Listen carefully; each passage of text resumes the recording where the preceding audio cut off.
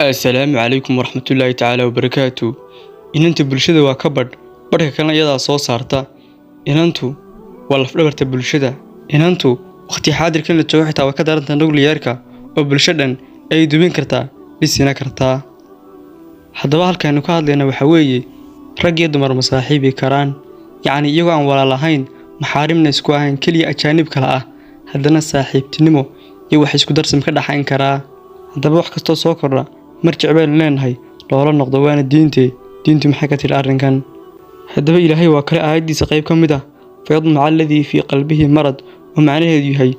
marka hadalka jilciso dibna markiiba uu hungureeyo kii qalbigiisu bukay alle waa kale ku eekaada guryihiina waa ka soo bixina ilaa dan muhiima mooyaane nabi maxamed sallallahu alayhi wasallam waa ka inale gabadhu iyo safrin maxaarim la'aan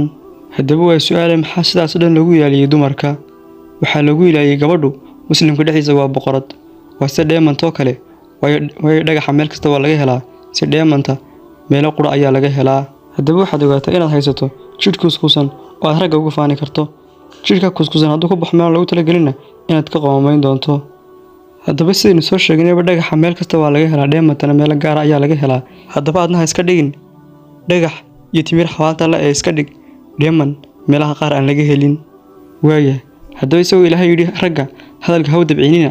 aad la saaxiibtay guri la tagtay wax ku darsatay qol la gashay inta ka dibna uu ka doobay muuqaal dibna aad meelaha kaga baracisay rag waa waraabayaal waa cadow muuqaal baa layga hayaa iyo wax noocaas ah ogow hadda anigu kuma lihi rag waa waraabayaal rag waa cadow ka carar kuma lihi laakiin waxaan ku leeyahay walaal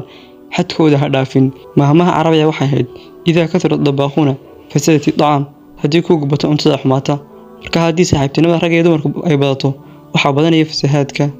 hadii aad aragtid in Soomaaliyeed oo meel tagan oo dayacan dibna aad ku tiraahdo walaashay ka loox meesha oo xaafadii aad jirkaagan asr waxay kugu jawaabaysaa jirkiga ana leh xor baan u ahay hadii maalmo kadib la kufsado ama wax lagu sameeyo waxay dhahaysaa raggii Soomaaliyeed meeyay raggii way madheen iyo raggii ma joogaan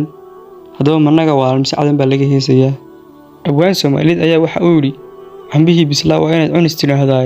waa inay sidii cawl laganay kaaga carartaa halka muxuu ka jeedaa dumarku yaani waa inay rag ka cararaan waa inay ka fogaadaan waa inay la saaxiibin wax kasta hadii xadkooda la dhaafiyo aakhirka waxaad maraysaa wada dhuxuleed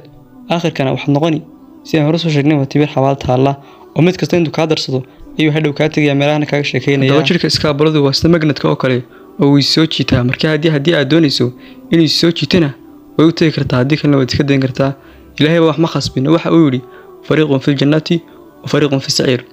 barnaamijkan waxa soo doortay walaashin Samiira hadii aad niyadu ka hayso barnaamij aad iyo aad muhiim ah commentiga nagu reebi kartaa wassalaamu calaykum